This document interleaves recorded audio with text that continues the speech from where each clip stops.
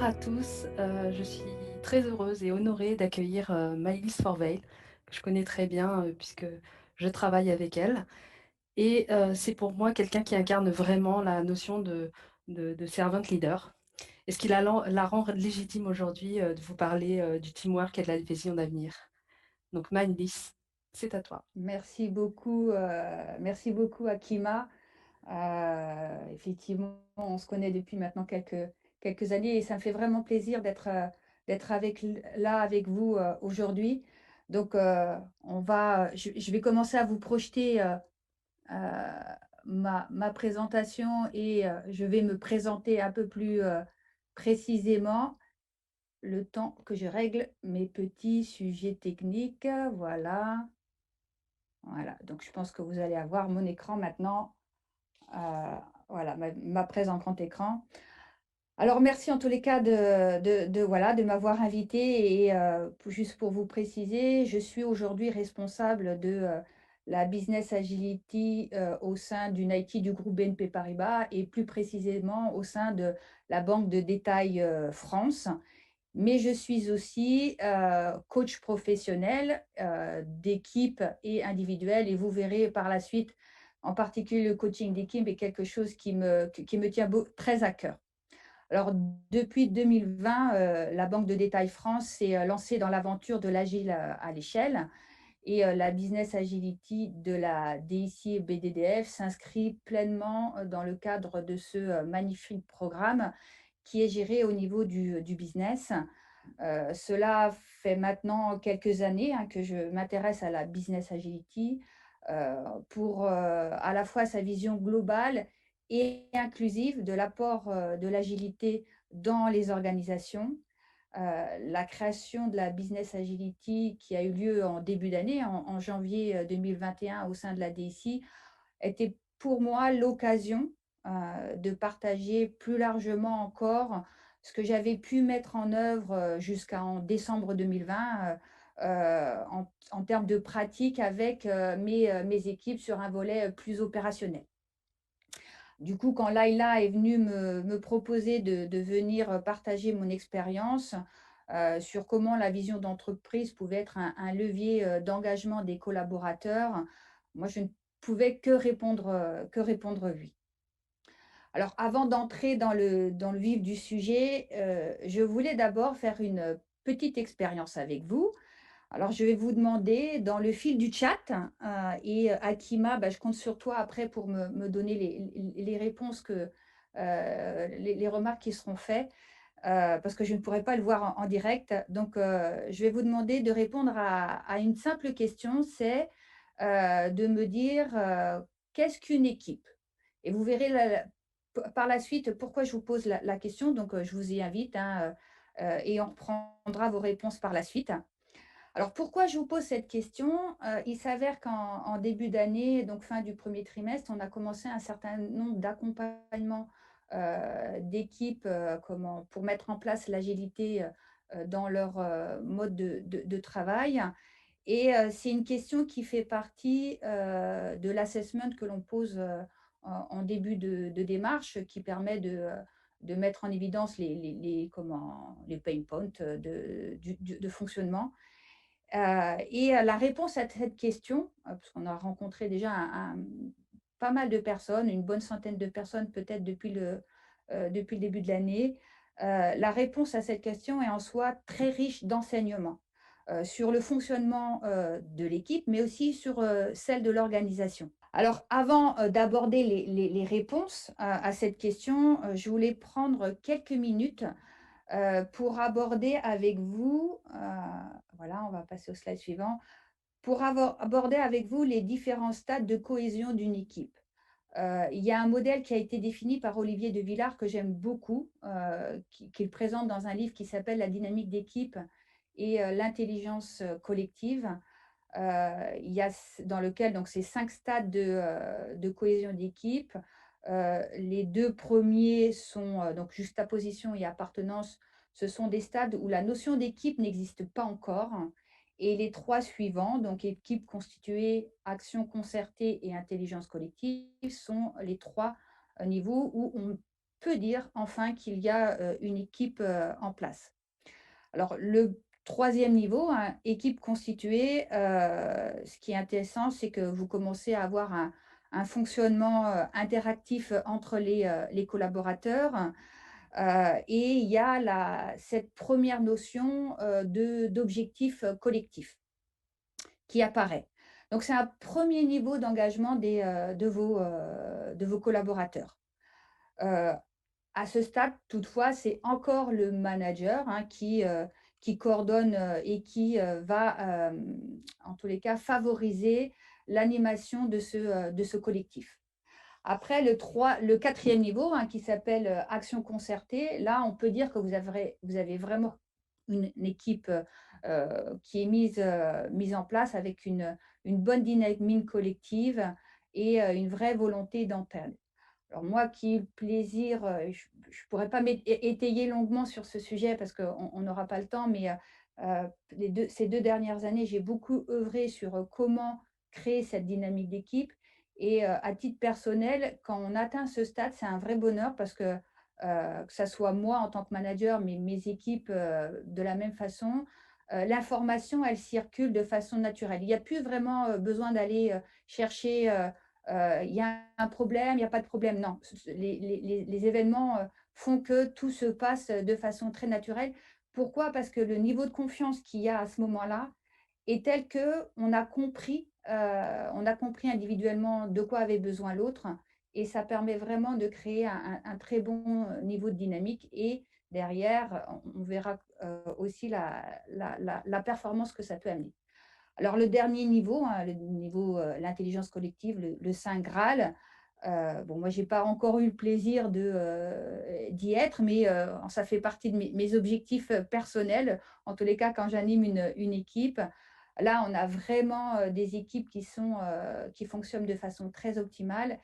Une des raisons, c'est qu'on connaît, les points forts, individuels de toute l'équipe et on sait utiliser ces points forts pour le collectif.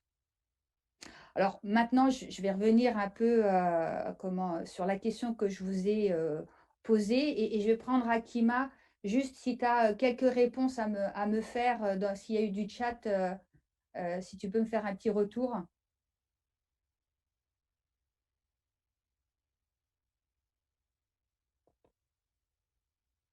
Akima? Bon, je n'entends pas ton, Oui, pardon. ah voilà. Non, pour l'instant, je n'ai pas d'informations. OK. Pas d'informations. Bon, bah, c'est pas grave. Alors, je vais vous donner, en tous les cas, nous, les réponses qu'on a eues, on pouvait les classer à peu près en 3 niveaux, à savoir, premièrement, bah, je ne sais pas. Deuxièmement, bah, c'est un ensemble de collaborateurs, qui, travaillent ensemble, qui communiquent ensemble.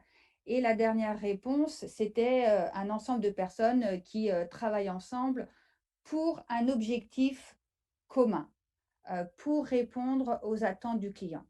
Donc, effectivement, une équipe, c'est bien ça, c'est, travailler, collaborer ensemble pour répondre à un objectif collectif. Et c'est là où on commence à voir apparaître l'apport, de la vision commune. Pour avoir une équipe, performante, il est important d'apporter cette notion d'objectif, du pourquoi, le sens du pourquoi on travaille ensemble. Et il y a une étude, qui a été faite par McKinsey, qui date d'octobre 2017 de mémoire, sur lequel justement on précise, que la stratégie d'entreprise est bien évidemment un levier de performance, mais c'est un levier de performance quand elle est bien amenée. Et c'est, là-dessus que je voudrais continuer à discuter, avec vous. On va revenir sur cette notion, que vous avez pu, voir aborder, déjà hier pour ceux qui étaient, parmi nous. À savoir que, une des méthodes pour animer, la stratégie d'entreprise, c'est la méthode des OKR. Alors je Alors m'a juste Oui, Juste vas-y, Maëlys, Akima. voilà, effectivement, il y a eu un retour. Donc une équipe, c'est des personnes qui travaillent ensemble, et qui visent un objectif commun, tu l'avais abordé. Mmh. Une équipe, c'est, un but commun plutôt Ouais, que des compétences, identiques. Une équipe, c'est un groupe de 5 à 9 personnes qui travaillent ensemble. Heu, voilà, super. Bah, c'est similaire. Merci à voilà. tous de votre Mer participation.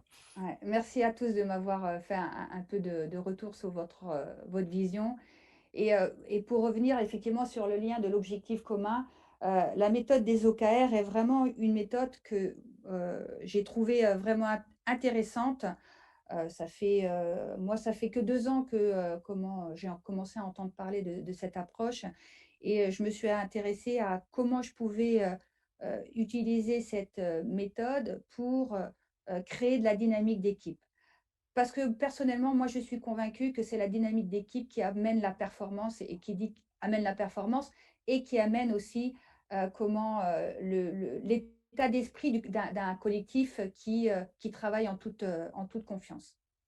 Alors, on va revenir un petit peu sur, quelques concepts avant de vous préciser comment mon équipe l'a mis en place, au sein du département dans lequel, je travaille et de la même façon au sein de la DSI, tout pareil. Donc, les OKR, c'est quoi? C'est d'abord, une méthode de management qui permet à tous, et c'est important, se poser la question de où on met les investissements, où on met les efforts et on les met tous au même endroit. Donc OKR, O veut dire objectif, hein, c'est tout simplement, c'est le but qu'on cherche à atteindre, les KR sont les key results, c'est le comment on sait que l'objectif que l'on s'est fixé est atteint. Donc cet objectif doit pouvoir être mesurable. Alors si j'ai un conseil à vous donner en termes de lecture, moi j'ai trouvé le livre «Mesurer ce qui compte», qui a été, écrit par, John Doerr, qui a dû le faire dans les années, de 2020 à peu près, au moment où il était, chez Google, où il a mis en place les OKR chez Google, que je trouve vraiment très bien fait et qui permet justement, je voulais revenir sur cette notion entre les OKR et les KPI. Donc, je vous préciser, je travaille à la BNP. On a une grande culture des KPI, de la mesure, et dans la DSI, je ne pense pas plus qu'ailleurs, mais en tous les cas, on s'intéresse beaucoup à mesurer la performance d'un certain nombre d'éléments qui composent notre activité. Un OKR n'est pas un KPI. Un OKR, il nous permet de vérifier que le chemin que l'on cherche à parcourir est atteint ou pas atteint. Donc, c'est important de faire ce petit distinguo parce que c'est un vrai changement d'approche entre un KPI et un OKR. Et nous, d'un point de vue culture d'entreprise, en tous les cas au niveau de la DSI, c'est un paradigme qui n'est pas forcément facile à dépasser comme ça de prime abord. Heu, alors les atouts des OKR, moi ce que j'y trouve vraiment intéressant, c'est d'abord le focus sur l'essentiel. On ne se disperse pas, on se dit, voilà, sur 3 mois, où est-ce que je veux arriver? Et ça évite d'entamer, tout un tas de sujets de façon, parallèle et parfois d'être moins efficace, dans le temps. Ça permet aussi, et c'est vraiment ce volet-là que je vais étayer par la suite, d'un point de vue pratico-pratique, la collaboration. À partir du moment où on donne un sens et un objectif à une équipe, ça permet vraiment de canaliser les énergies sur l'essentiel et de créer cette dynamique d'équipe m'est très chère personnellement. Le suivi, bah, bien évidemment, quand on met en place des objectifs, l'ambition, c'est de s'assurer qu'on les atteint ou pas. Et donc ça permet, donc là, on est en train de parler, on est dans le cadre de la business agility. Qui dit business agility dit aussi, comment de ritualiser les choses de façon beaucoup plus fréquente que ce qu'on peut faire avant. La stratégie jusqu'à présent, en tous les cas au sein de la DSI, puisqu'on a des plans stratégiques tous les 3 ans, on la pose et puis après elle disparaissait un petit peu, elle était en background. Là, l'ambition qui a été mise, c'est que cette stratégie, on va la vivre tous les trimestres et on va se reposer la question de, est-ce qu'on les atteint et est-ce qu'on a pris les bons moyens d'y arriver? Et le surpassement, c'est de se dire que, On peut, ça peut faire apporter des belles surprises, quand, tout le monde travaille, à atteindre une même ambition. Alors je vais m'attarder plus particulièrement, je ne vous l'ai pas précisé tout à l'heure, moi j'appartiens à un département, à un centre d'expertise plus exactement, spécialisé dans le software, qui s'appelle nouvellement, puisqu'on vient de lui définir son nom, Excellence for Software and Design Authority. Donc on est vraiment sur un centre d'expertise avec, beaucoup, un certain nombre d'expertises, différentes, et avec, la problématique, hein, comme on a chacun son So, expertise, since we have each one of us our expertise, we have to have our dynamics since we have the same goal. So, for those who attended the presentation of Ivan on the Generous Society, which is we had the silos and the need for, let's say, cross vision. It is the same goal, the same objective that we have. We have 8 major expertise and in terms of know-how. Well, in terms of difficulties and troubles, sur cette, démarche depuis le début de l'année. Heu, Comme on est un centre d'expertise, on a pour vocation à, entre autres, en dehors d'être, les pompiers, en cas d'incident, c'est, de promouvoir les we savoir-faire. have we can promote the know-how and the learning of the collaborators. So the question that we have by means of these methods, the question was to know how could we contribute to this Mais en grande partie, we were working in on allait se rendre comment nous, on allait être en capacité de savoir que les savoir-faire qu'on apportait au sein de la DSI permettaient de répondre à la stratégie et comment on allait embarquer l'ensemble des collaborateurs du centre d'expertise autour de ces ambitions. Donc ça a été vraiment la réflexion sur un trimestre où on a eu, donc le CODIR, de ce centre d'expertise, a d'abord eu une sensibilisation. Ensuite, on a fait l'exercice d'essayer de poser des objectifs et d'essayer de poser des mesures. Et bon, et vous verrez que par la suite que les mesures, c'est très loin d'être simple. Mais au moins, on a posé 4 principes qui nous semblaient importants, et 10 objectifs. Donc, les 4 principes, c'est autour de la transversalité, le partage, la cohérence globale, l'engagement et 10 objectifs. Alors les 10 objectifs, c'est pas les 10 qu'on va, tracer en 2021, hein. Il y a un certain nombre d'objectifs qu'on a priorisés, mais dans un premier temps, quand on était en train de construire notre feuille de route, le pourquoi on est là, à quoi on va servir. On a posé, l'ensemble des objectifs qui nous semblaient, importants.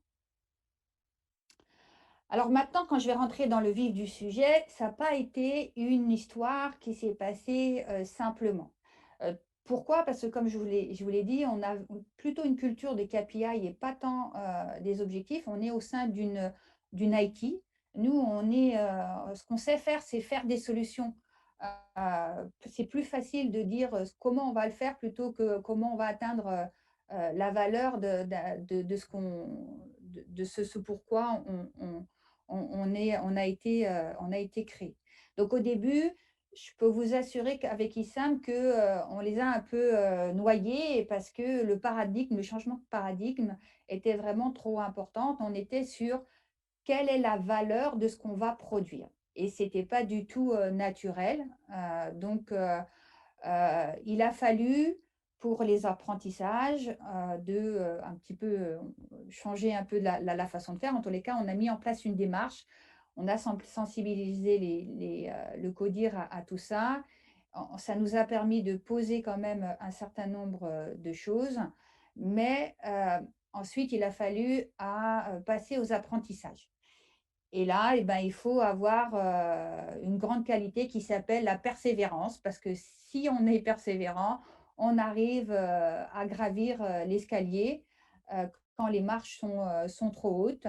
Par contre, il faut pas hésiter non plus à se dire que, et c'est ce qu'on a fait avec Issam, hein, la démarche qu'on a mis en place, eh ben, on l'a détournée parce qu'on voyait bien que c'était pas possible d'y arriver tout simplement comme ça. Pourquoi? Parce que le point de départ, quand on dit, objectif, à la rigueur, un objectif, ça va, mais un KR, comment on va mesurer que les savoir-faire que l'on met en œuvre, eh ben, elles permettent d'améliorer, par exemple, la qualité de ce qu'on produit au sein de cette DSI pour produire de la valeur client. Ben, une fois qu'on s'est dit ça, c'est pas, voilà, la réponse n'est pas toute simple. Et ensuite, ben, comment on sait d'où on part? Ça a été une grosse partie de notre difficulté, c'est qu'on n'avait pas de point de mesure de départ. Donc, comment on sait qu'on l'atteint si on ne sait pas d'où on part?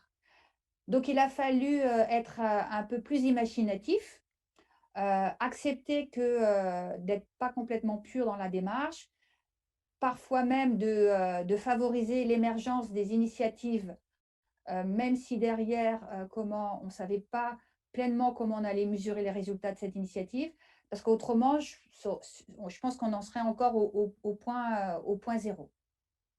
Et puis surtout, là, on va rentrer dans une deuxième étape. On a travaillé d'abord nous sur nous et on va rentrer dans l'étape du partage avec l'ensemble des collaborateurs du centre d'expertise. Et moi, je suis persuadée que l'imagination de nos équipes va nous aider aussi à avancer. Alors, oui, c'est dur, oui, ça prend du temps. Par contre, ce que j'ai trouvé vraiment de positif sur ces derniers mois, c'est que ça a vraiment soudé un collectif. Le centre d'expertise, il n'existe que depuis le 1er janvier 2021. Et donc, avec, comme je vous précisais, des expertises qui n'ont pas forcément besoin de se parler entre elles, mais on avait à cœur de créer des synergies malgré tout.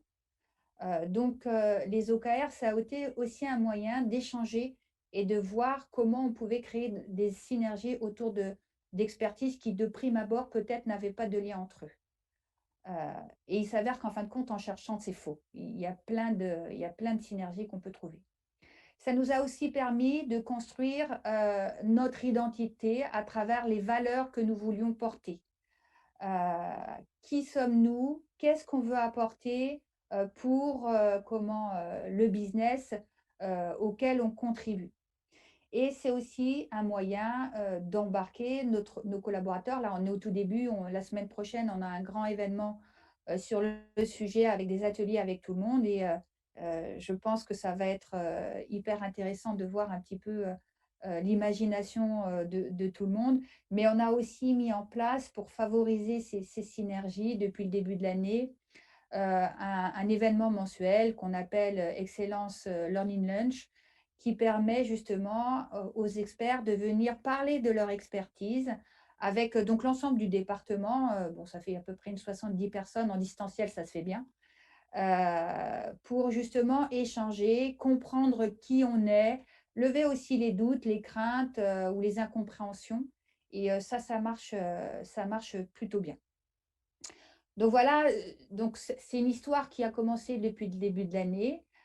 Si j'avais quelque chose que j'aimerais que vous reteniez autour de ce que je vous ai présenté, c'est que moi, j'ai vraiment la dynamique d'équipe, c'est vraiment ce qui me tient à cœur depuis maintenant plusieurs années.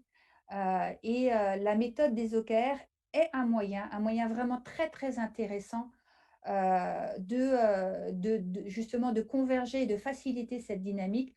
Pourquoi? Parce que quand on sait pourquoi on fait les choses, et ben, il y a une réalité de terrain, hein. Les collaborateurs s'inscrivent rapidement vers ces objectifs collectifs. Donc voilà, donc on arrive à la fin, Akima. Je ne sais pas si je suis dans le timing ou pas. C'est très bien. On a quelques questions à te poser, Maëlys. Merci pour cette présentation. Donc j'ai une question de Moïra qui demande est-ce que les OKR de la DSI sont construits avec les métiers? Alors, il y a deux choses qui sont construites et ça, c'est contextuel à notre organisation. Nous sommes une IT qui travaillons pour BDDF, mais nous avons aussi une gouvernance IT Group. Donc, on a deux volets, on doit répondre à deux choses. Donc, effectivement, je vous ai précisé qu'il y avait BDDF qui s'était lancé dans l'aventure de l'agile à l'échelle. Et il y a une organisation qui est en train de se mettre en place à travers ce qu'on appelle des domaines. Donc, les domaines, c'est métiers, IT et process bancaires, tout intégrés. Donc, bien évidemment, ces OKR sont complètement construits avec le métier. Et je dirais même que les métiers sont bien plus matures que nous côté IT, sur ce volet-là. Ils parlent business depuis longtemps, hein, donc je pense que c'est même un peu plus facile pour eux que pour nous. Par contre, on a aussi notre stratégie IT que nous portons en propre parce que l'IT du groupe nous challenge aussi sur un certain nombre d'éléments. Donc, on doit aussi répondre à cette stratégie et on a aussi réfléchi effectivement à des OKR, donc des objectifs sur lesquels on devait répondre. Mais bien évidemment, c'est ce que je dis toujours, alors à l'exception près, on arrive toujours à réconcilier un objectif IT qui devra répondre à un objectif business, et je dirais même au-delà du business, à un objectif client. On est tous dans le même bateau, c'est quelle valeur on apporte au client. Et quelle que soit la façon dont on fait les choses, euh, je vais m'autoriser à dire hein, que faire de la qualité ne peut que servir les intérêts d'un client. Je pense que quand vos sites bancaires ne marchent pas, ça vous agace. Donc, on a tout intérêt à faire en sorte que ça fonctionne. Merci. J'ai une autre question de Tadja qui demande, dans les grands groupes, est-ce que tu penses que cette dynamique peut-être qui a été mise en place peut perdurer dans le temps si le management change? Alors, Tadja, alors, je vais enlever ton si le management change. Je vais te répondre à la première question. Est-ce que ça peut fonctionner dans le temps? Alors, moi, j'espère, en tous les cas, alors, dans le cadre de BDDF, c'est nouveau, c'est une vraie volonté. On a un fort sponsorship hein, sur l'Agile à l'échelle, donc, c'est vraiment en train de se mettre en place jusqu'au COMEX. Donc, ça fait quand même beaucoup d'années que je suis chez BNP Paribas et c'est la première fois que je vois un engagement aussi fort autour de ça. Donc, moi, je suis convaincue. Alors, si le management change, je ne sais pas, Tadja, pourquoi tu as précisé ça, parce que je suppose que tu penses qu'il faut que le mindset des managers doit y être associé, en tous les cas, doit favoriser ça. Je vais te dire, oui, alors est-ce que le management aujourd'hui n'est pas là, n'est pas suffisant? Enfin, est-ce que les acquis ou les compétences managériales aujourd'hui ne sont pas suffisantes par rapport à l'agile à l'échelle? Il y a un travail à faire, on ne va pas se mentir. Il faut être honnête hein, de temps en temps avec soi-même. Donc, oui, il faut que le management s'approprie la démarche, mais la démarche même de se dire, euh, l'intérêt de l'objectif et l'intérêt de l'objectif dans l'animation de son équipe. Comment Moi, je pense que c'est ça qu'il faut. Vous avez fait des ateliers sur le leadership agile. Ouais, ben moi, voilà, je suis une convaincue de ça aussi. Il faut s'approprier l'approche. Je vous ai parlé tout à l'heure de la notion de confiance. C'est vraiment un élément important aussi dans le changement dans le changement culturel. Je vais le dire je ne vais pas dire qu'il n'y avait jamais de confiance avant, mais c'est vraiment un mot très, très important dans l'agile à l'échelle. Si vous ne faites pas confiance, vous êtes dans le contrôle. Donc, comment on sort de cette problématique-là? Et oui, il faut que le management, et donc je m'inclus dans le management, il faut qu'on apprenne à sortir de ça. Une autre question qui concerne le budget. Est-ce que le budget est revu à la même fréquence que les OKR? Alors ça, tu n'avais peut-être pas fini la question, Akima. Je sens que En tout cas, plus fréquent que l'année. En tout cas, plus fréquent qu'à l'année. Pour revoir l'allocation des moyens en fonction Ouais. des OKR. Alors, on est en plein dans ça, et ça, c'est vraiment le programme Agile à l'échelle qui est le drive aujourd'hui. Ce qu'on appelle BDDF Finance est complètement embarqué dans la logique. on est dans une logique trimestrielle. Donc on est en 2021, on sera encore dans le modèle classique d'un budget annuel, mais cette année, on est en train de mettre en place en tous les cas, toutes les étapes et tous les rituels qui permettront à partir de 2022 d'essayer de répondre à ça. Après, oui, ça va être, faut pas se leurrer non plus, ça va être un peu compliqué, on n'a pas l'habitude. Donc ça prendra certainement un peu de temps, mais il y a vraiment tout est mis en œuvre pour y arriver. Merci beaucoup Maëlys. Nous arrivons à la fin de ton talk. Je te remercie infiniment pour cette présentation. Merci pour vos questions. Je vais vous inviter à patienter 30 secondes pour le prochain talk et je vous dis à bientôt. Merci à tous. Merci.